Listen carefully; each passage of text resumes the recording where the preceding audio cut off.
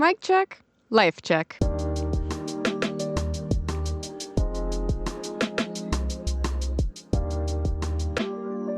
With Haley Jensen. Welcome back. It is another episode. Here we go. This week has been pretty good, I would say. Nothing too crazy or devastating has happened to me this week. So that's nice for a change. But we did have some nice pop culture things. However, I will say I think the highlight of my life right now, week to week, is mostly Dancing with the Stars and football. But football has already broken my heart, so we're really just focusing on Dancing with the Stars right now, which is totally fine. I recently watched, obviously, this week's episode, and I have a lot of thoughts. Updates going down the list. So Alex, Earl, and Val started off with a jive. She did her classic handstand that the Big Gal girls, I guess that's the trend name for that group, know about. I vaguely know about it, but basically she does this like kind of headstand thing. It was very impressive. I can't do it. I think it was a very cute way to incorporate just her community in general. So 10 out of 10 for me on that aspect, but she did really good. I have been very impressed by her. I didn't know what to expect going into this full Dancing with the Stars with Alex Earl. I knew about her previously, but she has knocked my socks off a little bit so far based on what I kind of generally expected from her. She's definitely raised the bar that I kind of had for her. So go Alex. And I would group her, I would say, even maybe a little bit better, but usually in that kind of like bachelorette group of gals that they're always like pretty good. So she kind of falls in that category for me. Danielle and Pasha Paskov. I swear, I told my husband this when I watched her performance. I swear she already looks skinnier. It's only been a week. There's no way, right? I don't know. I thought that she looked a little bit skinnier. But in her media package right before they danced, that she had this like massive bruise. Oh my gosh, like totally understandable and to be expected with that kind of intense training, but that's gotta hurt. So I hope there's some like witch doctors behind the scenes at Dancing with the Stars that can help her, whatever remedies, get that healed up, because that looked nasty. Going forward with Lauren from Fifth Harmony, I will say up front that I had a bit of a bias because everything that I'd kind of seen in the media leading up to the start of Dancing with the Stars season, that I mean, she didn't have like the media photos like everyone else did, and it just didn't seem like her heart was in it in a way because she wasn't making the effort to be on board and making the TikToks beforehand. I don't know. It just didn't seem like that way. However, I change my opinion drastically based on the second dance alone, because I remember what Carrie Ann said, that she had a lot of heart and that it's just very like a soft performance. I don't know. I thought she did very well. And even more so, something that Brandon Armstrong said was that everyone tends to group her with an association with this group of girls, Fifth Harmony, and that his job and what he wants is just the world to see her as Lauren. And I think that he's doing a fantastic job doing that for one. And I think their pairing is just such a good match and very organic. And I'm happy to see that because I know not all pairings are created equal here. And so, yeah, going forward, we had Andy and Emma, which I actually really enjoyed their dance. I thought they do play to their strengths of the comedic humor, and whatever they're going to do, they're going to try their best and hardest at. And I thought that came off very well. I did think the little arm kissing thing that he did in the middle of the dance, like, go Emma for probably approving it, obviously, and including it in the dance. I don't know whose idea it was. It was a little weird to me, but it got played off well enough. And I thought the dance in general was the It's Raining Man song was very cute, the way that they played it off. And I did forget to mention this week, it was for the One Hit Wonders night. That was the theme. And so each of their songs were one-hit wonders. I won't go through them all. I think this week's songs are very just very one-hit wondery, so there's nothing too crazy to highlight on each individual one. We have Jordan Childs and Ezra Sosa. They did the biggest 180, and I think it's fantastic. Everyone saw it. All the judges commented on it. The fact that they were scoring pretty low before, and she was super stiff, and they came back and just blew it out of the park. The content, as Derek said in his one-word summary of the dance, was incredible. And even the whole split toe touch jump over Ezra from the top stage to the bottom stage into a diving roll, all wearing heels. That's what Jordan did and was incredible. I remember watching it because I watched it like 3 different times. But the first time I watched it, I was like, oh my gosh, she did that. And one, I can't believe she didn't roll an ankle or something. Like, in heels. In heels is the crazy part. Anyway, they did fantastic. I think now that they have found their groove, I would say, because if anything, week 1 jitters, would imagine gets to everyone. But now that they have found their groove, I think they are going to be a top contender, and that people should not count them out yet. So I'm very intrigued how they go forward, because they did the biggest 180 of improvement and teamwork, everything. So 10 out of 10. Can't wait to see what happens next. So the next one was Corey Feldman and Jenna Johnson. There is so much gossip here in the fact that even before the season started, there was this rumor that Corey was being difficult, that he was so booked in his schedule and that he couldn't possibly show up to rehearsals. Okay. And before we even get to the dance, the after interview with Julianne Hough was talking to Corey about it all.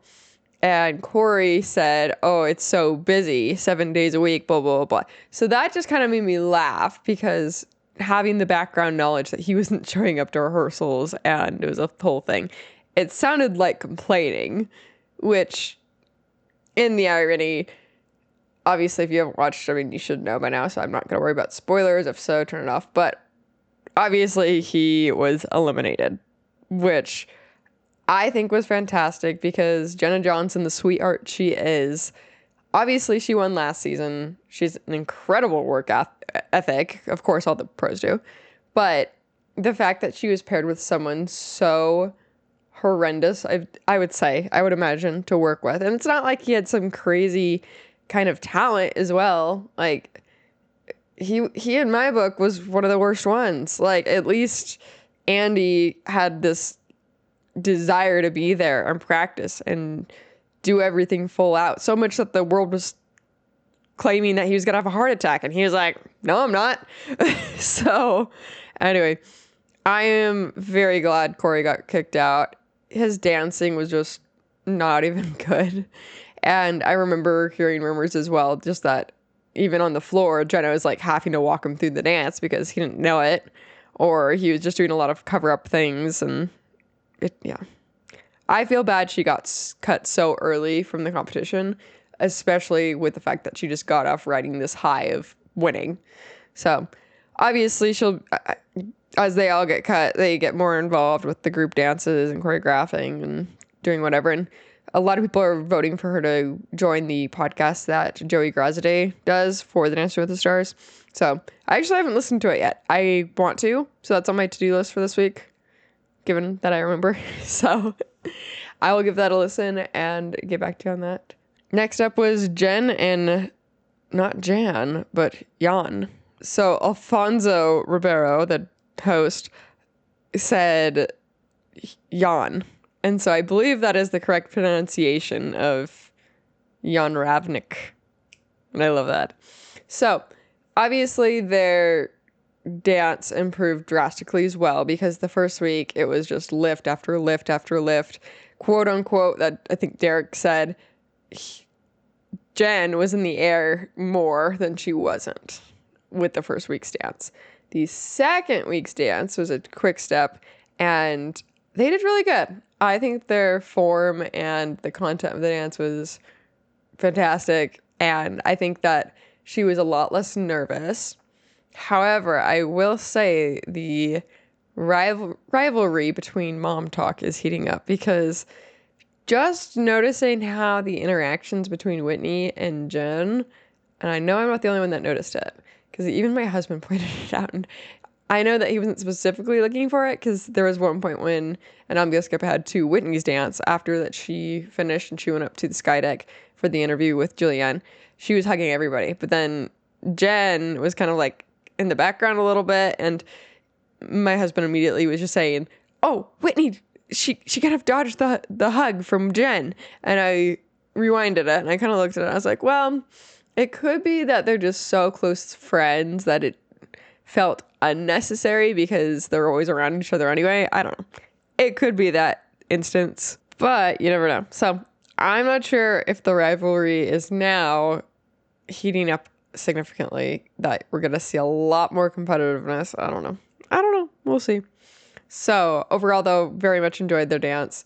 And then our returning champion, from what I'm going to take my prediction to be that Robert will win, but Robert and Whitney Carson in their tango.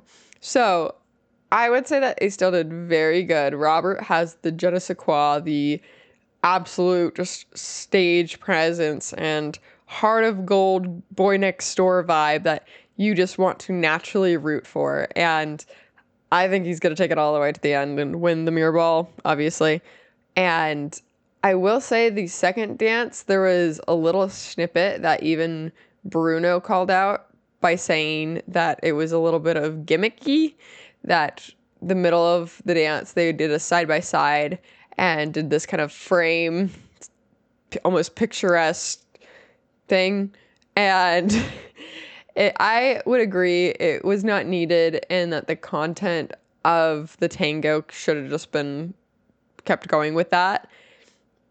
I feel like each pro tries very hard to make a viral TikTok moment that the world can copy and do, which, funnily enough, I did see, and I have seen a couple TikToks of people doing that little section, the little gimmicky part. And I think that I don't know, I'm two ways about it, because I enjoy seeing when the little moments do go viral. In the heat of the moment of watching the dance, I can only judge myself, and I just kind of watch it and I'm like, yeah, that was kind of either weird, unnecessary. I get both sides of it. So it's a hard, fine line to walk. I would say going forward not to aim to create those moments, because usually the viral moments, of course, are 9 out of 10 times unplanned, I would say. So I will be curious how they go forward, especially with that feedback, because I don't know, Whitney Carson, she does a lot of very well thought out and well choreographed dances. So I'm surprised I was there, but we'll see going forward how she kind of adjusts accordingly. So next up was Elaine and Alan. I love their pairing, and Elaine just has the energy and such love to want to do her best and be there for the right reasons, almost. Not some bachelor lingo I'm using here, but truly though, she had the Hey Mickey dance, and she was a cute little cheerleader, and she did fantastic. I love watching her dance, and she's so impressive, and she's just such a Broadway natural star in her dancing. And so I hope she stays around for a long time.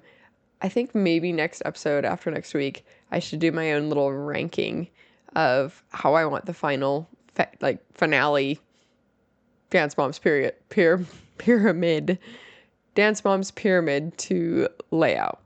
So next week, look forward to that. So going forward, then we had Baron and Britt. This one is so hard because I thought he did fantastic. I think he should not have been sent home. I thought him and Britt put on a great performance and show.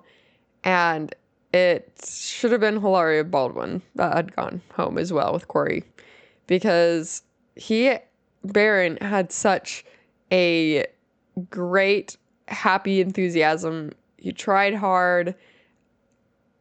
I just don't think he should have gone home.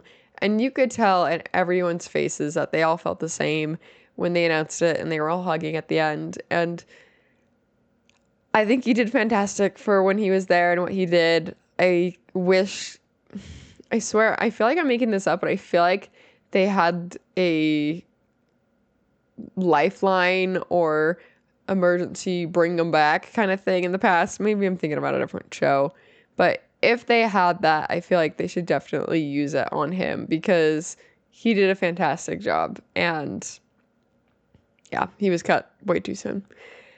So next up was Whitney and Mark Ballas. So I'm going to hold my opinion still. I think that they did good, and Whitney was very hot and spicy with her movements and the costume and all that. But it's the same thing. She doesn't have the girl next door quality and just energy that draws you in. She's very strong, but it's almost like an intimidation factor. And it doesn't make me want to get up and dance too. If anything, it just makes me, yeah, I'll watch it and intensely watch it.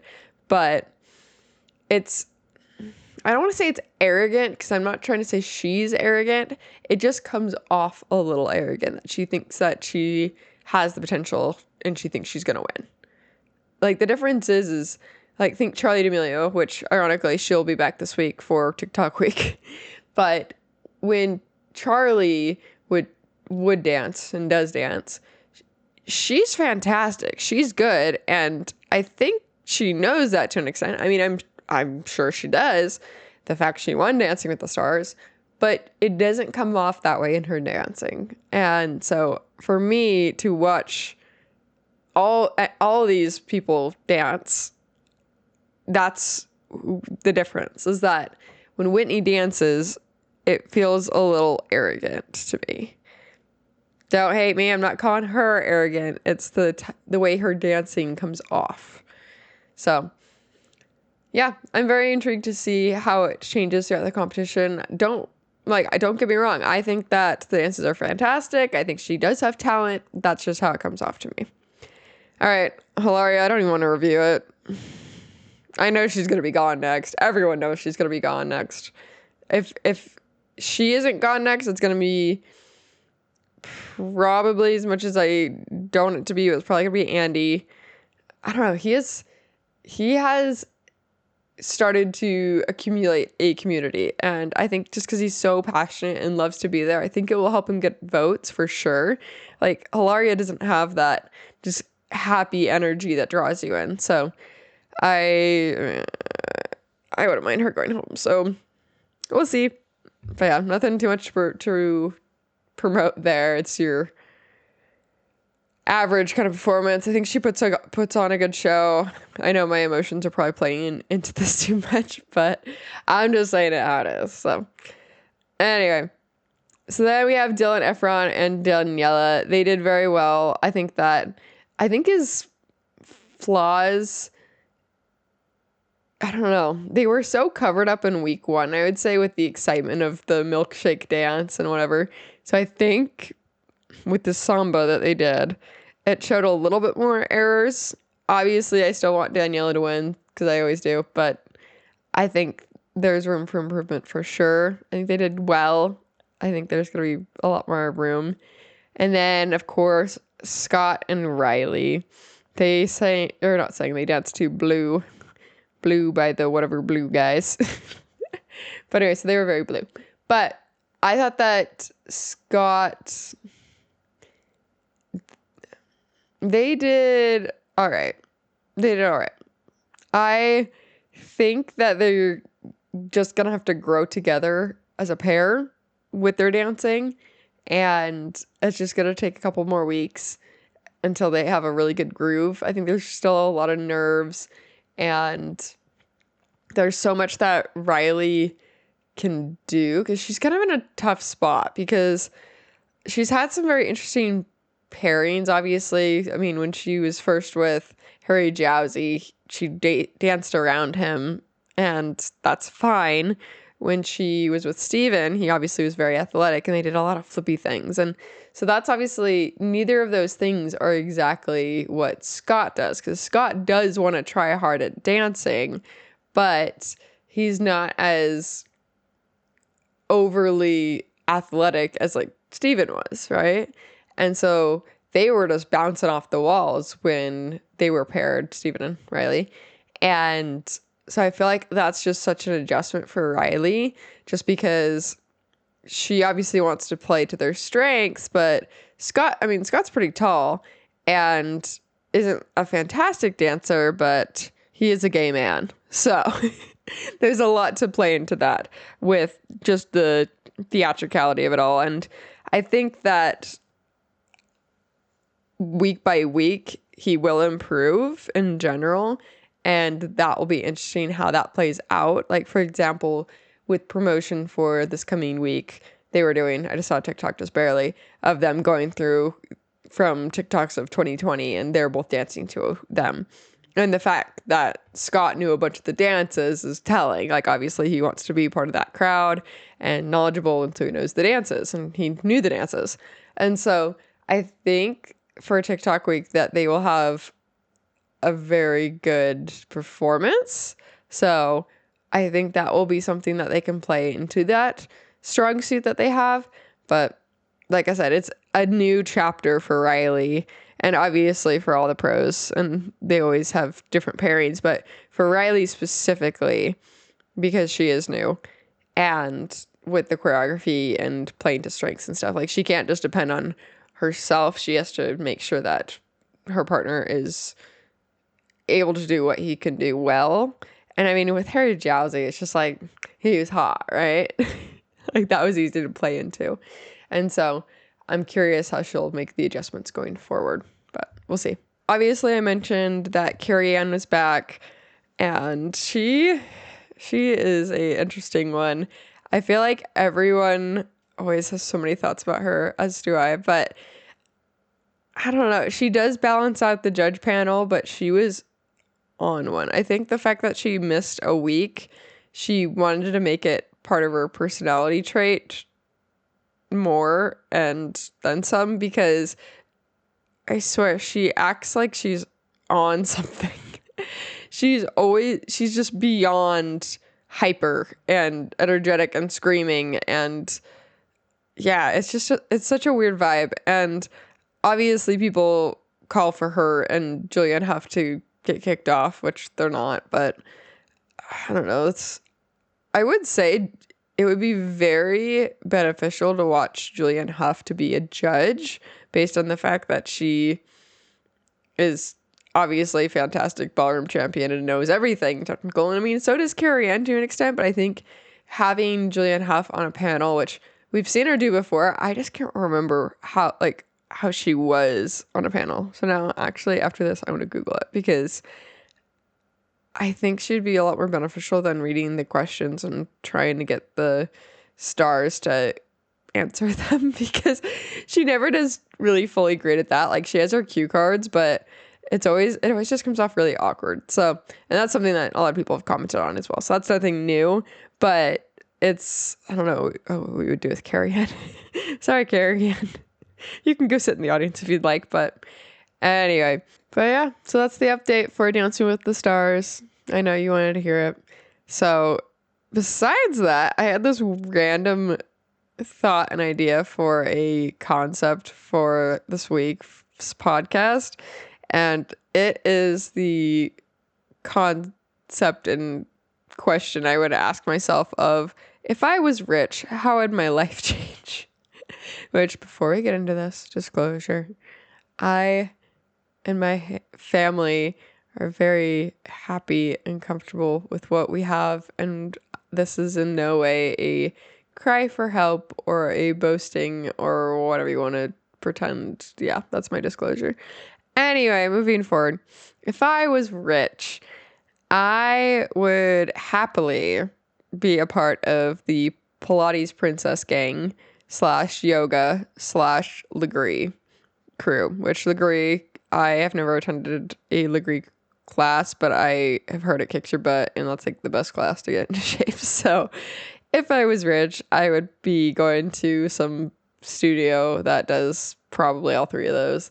And with that being said, I would go to a studio or have a personal. No, I would probably pay my mom because I could, because I was rich, to just be like my nanny, like pay her during those hours. Like, even if she wouldn't accept payment during the other hours, like that would be like, okay, if I'm away from my child and you are nannying, like that would be, I'd be paying for her for that. So that would be the one time thing for nannying wise, because I still, even if I was like super rich, I would not like get a nanny. Sorry, I want to raise my own kid. So that would be the only exception, is during like a workout class. And that would be like what, for an hour on however many days. So that would be the thing there. If I was rich, I would have a personal chef that would make me very healthy things and make them tasty and all that. Obviously, I have a wonderful husband that's very talented at cooking, and he does do all the wonderful, yummy things, sometimes pretty healthy. But having a personal chef that just does that, no pun intended, chef's kiss, because that would be incredible. If I was rich, would I be on Ozempic and other things? Potentially. Only if they were like super researched, because that's the one thing that stops me. Not really. There's a lot of things that stop me from going on an Ozempic, but the fact that it hasn't been around that long and super researched, I'm going to sit this one out for a minute because I am not wanting that injected into my body right now. But if I was rich, I would be in all the workout classes that I just mentioned. So I'd be skinny and it wouldn't matter. So there you go. Put in the work. Okay.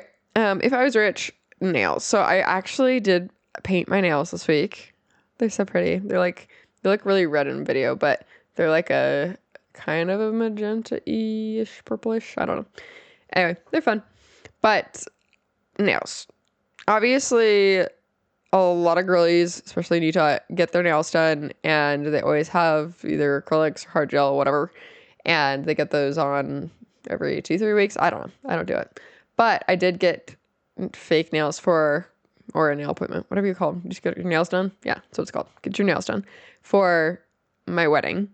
And I had fake nails, and they were longer, and I kind of hated them. They're super annoying. And obviously, I'm sure it's a learning curve. And I'm sure next week I'll be rocking a set of fake nails, because that's what happens every time I talk about something on the podcast. A week or two later goes by, and then I go and do that thing, the thing that I said that I wouldn't do. I am kind of manifesting them by accident, and I'll get into that in a second. But anyway, nails.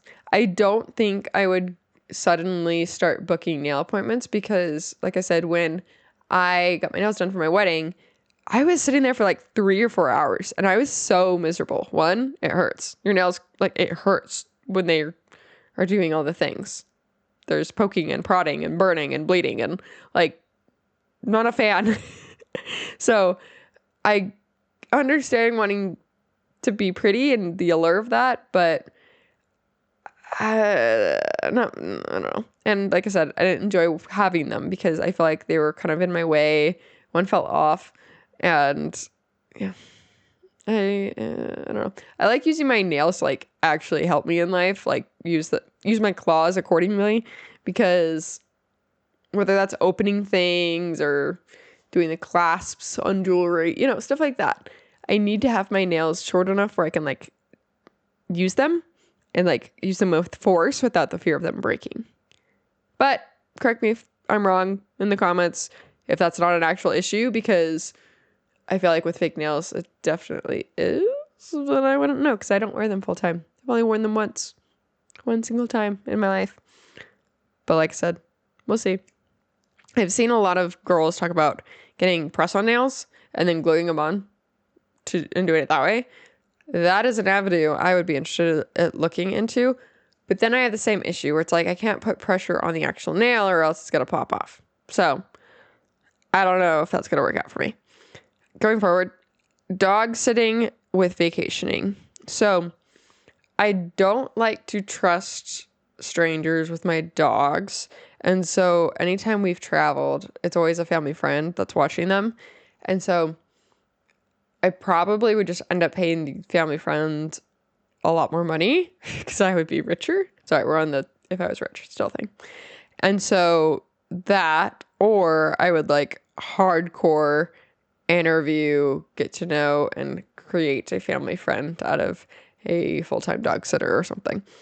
I've looked into the dog boarding and stuff. And it's just like that's just strangers and they don't know you or your dogs. And yeah. But because I was rich, I would be vacationing a lot more. Would I be vacationing like a super ton? I don't think so. I think it would be like one big vacation, like Europe, one medium vacation, like Hawaii, and then maybe like 2 smaller vacations throughout the year, which I don't know if that's a lot. I feel like that's still like average, maybe. I feel like that's kind of a lot. We only go on like one big vacation a year, if that. So currently, but that's also because we have a toddler and we've been learning how to raise said toddler and babies in the past. So that's been fun. But with that being said, if I won the Powerball tomorrow, I would consider hiring a nanny to have them travel with me just so that they would just be next to me the whole time, pretty much.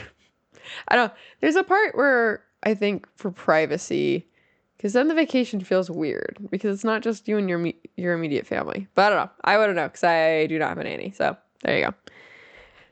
Going forward, let's see. Nails, hair, hips, heels. I just literally wrote nails, hair, lashes, makeup. I already talked about nails, hair. I'd probably buy a bunch of wigs. That's probably the last thing people would expect me to say, I'm sure. But no, I think I would. I feel like I would live my little King Kylie era situation and just buy a bunch of wigs and wear them. Because I think it'd be fun. I wouldn't shave my head, though. Maybe. Depending on how well the wigs worked out. Because that could be cool. I'd have to ask my husband. I don't think he'd be down for it, though. All right. Lashes. So obviously we all know I wear lash clusters currently. I don't think that would change, to be honest, because I don't like the feeling of wearing actual lash extensions. I like to be in control of my lashes, and when somebody else was doing my lash extensions, definitely not in control because you can't just like lose it and be like, let me rip these out, because you can't do that. So that is the nice thing with lash clusters. I do have the option to do that. Still hate mascara pretty much. I like to wake up with my lashes done. So much nicer. I have been enjoying that. I feel like the ones I'm wearing right now are a lot more natural looking, which is fine. I have come to realize that I feel like I do need thicker lashes though, because my eyes just look so tiny. I'm just staring at myself in the monitor right now. It's great. Anyway, that's how I feel there. Ooh, okay. With that being said, we go into the next concept. If I was rich, I would probably just have a makeup artist every morning at my house. They could sleep at my house if they'd like. I'd give them their own little cottage chamber. I'd be like, yes, that's the cottage where my makeup artist lives. It's fine. Yeah. That's the thing, is that day to day, it's not super important for me to look fantastic, but like this is a if I was rich scenario, and this is what I did with my life. Yeah. Anyway, okay. Why did I write running? LOL.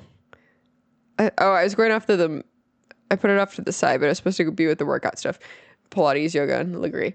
So I said running LOL because, and that also plays into the concept of that I accidentally manifest or unmanifest things in my life regarding the things that I want to do or think I'm gonna do. Because, yeah, for a solid, like, 2-3 weeks, I told myself I was going to get into running, which thank goodness I did not buy any Hoka's or On Clouds or whatever running shoes, because that did not last long. And the best part is how I justify myself into not doing things. For example, I tried the running thing, and yeah, stamina, of course, was not there after 2-3 weeks, and that's fine. That's to be expected.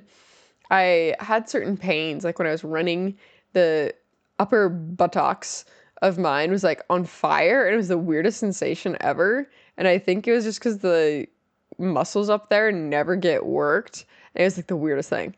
Anyway, that was not enjoyable. When I was running, I found out really quick that I could not run in legging shorts, biker shorts, whatever, because they'd get so hot. It was, once again, burning, but different sensation, upper butt. And so that was interesting. I was very itchy, of course, which that's to be expected. I prefer walking. I will walk for years and years, and I'll call it what it is. If that makes me lazy, then great. I remember when I started to try to get into running, my fear of getting shin splints and my joints and all that. That was a big consideration for not running or trying to get into running. And so, not that that happened, but me stopping, it very much aided me in stopping, because I was like, well, you know what? I never got injured doing? Walking. So that helped me, go back to just walking. But overall, I gave it a good try. But the number one thing I would say that really stopped me from continuing running was time, because obviously everyone knows 4 a.m. first episode, I'll have to plug it, that my specific gym routine is very back to back in regards in the morning at 4:30ish to 5:30ish, that I need to be quick. I need to get there. I need to do what I want to do. And then I need to get out of there. And with this running routine, that didn't work out very well, because I needed to be able to run safely, which required me to warm up, and that took a minute as well, and then that just chomps into my gym time, so it didn't work out very well. So overall, no regrets. Tried it, didn't like it, and that's okay. It's okay to walk. It's a good thing. It's healthy. All right. Let's see. Oh, this one's funny. So on the topic of vacationing, right? Sorry, I'm jumping around. That's okay. I would be so much more carefree with booking flights, because that's a huge part with vacationing, I would say, for most people, is that you have to be stressed out by booking flights, the cost of it, when to book it, the fear of missing your flight the day of, or being there at the airport, or whatever. And when you're rich, I can't imagine that's as much of a stress, because you could book something months in advance. Worst comes to worst, you have to cancel it. Oh well, I'm rich. Whatever. That, or better, yeah, you have an assistant that does that, which I probably would, because I'd be rich. And I'd be like, you know what, Jarvis, please set mommy a vacation to London. I don't know. Anyway, that would be fun to have an assistant. But regardless, even if I didn't have an assistant, booking flights would be a lot less chaotic and stressful. And yeah, that's how I feel about that. Housekeepers. Ooh, this one I would happily sign up for. I stress clean a lot. And I will say that I am very anxious when it comes to other people cleaning my house, but not in that way. I'm saying any normal person, like my husband or a friend or guests that are trying to be helpful with putting the dishes away where they think they need to go. Stuff like that.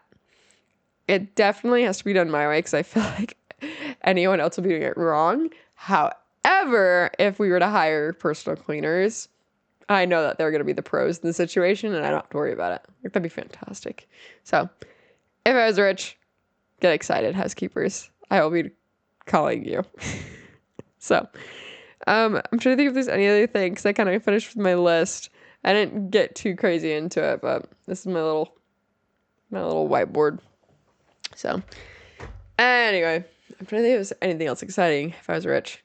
Well, not being crazy rich, but being very excited about something new coming in my life is this past week we placed an order for a couple of computer parts because my sweet husband is going to build me a computer.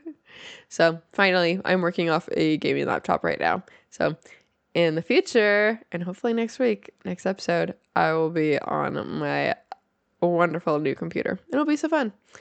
And yeah, so that's something that even though I'm not like super rich, it's been a long time coming. So very excited for that. I'm trying to think if there's anything else. I'm thinking of like all cosmetic things.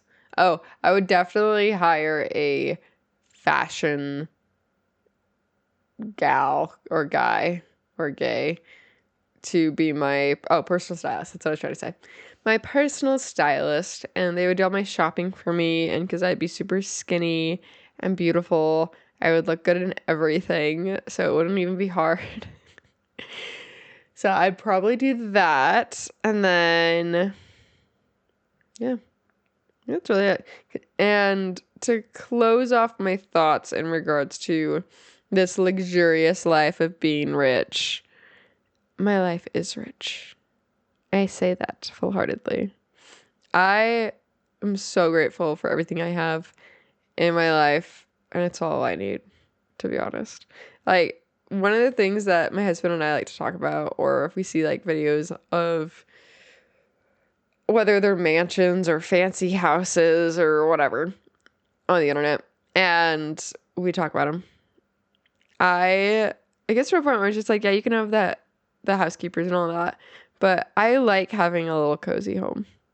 Having anything like ginormously huge is just too much. You can't hear where everyone else is in the house if the house is too big. Like I just like being a little cozy, just knowing where everyone's at. And so that, and then yeah, I like being able to do the mundane things in life. I like to walk my dogs. I don't know. I feel like living life on like a super easy pass of not having to do anything like kind of annoying would get old. I don't know. I guess you could still do those things in the moment if you're like, oh man, I really miss washing dishes. I haven't done that in so long. Wow, I feel like I need to try my hand at that. Then yeah, you could do that, but like, yeah, I don't know. It's not very balanced, I'd imagine.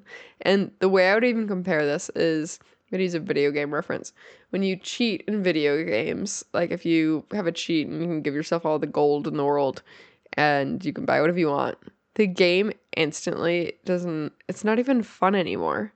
Because you're just like, oh, well, yep, I can do that. Snap my fingers. Cool. Like, it's not fun. So, would I complain being rich? I'm sure I would not. But being perfectly happy is also something to consider as very rich. And I love that. I don't know, I'm just such in my feels right now. I love it. But no, like, we were sitting on the couch earlier watching football, my husband and me and my toddler, and we'd just given him a bath, and he was smelling so clean and soapy, and we were just all cuddly on the couch, and it was like the best thing ever, and we had just had a wonderful dinner, and I was just like vibing, and I'm loving it. So 10 out of 10, just loving the things that you have already, and not taking it for granted, and anything is, I think, just one of the most important things you can do.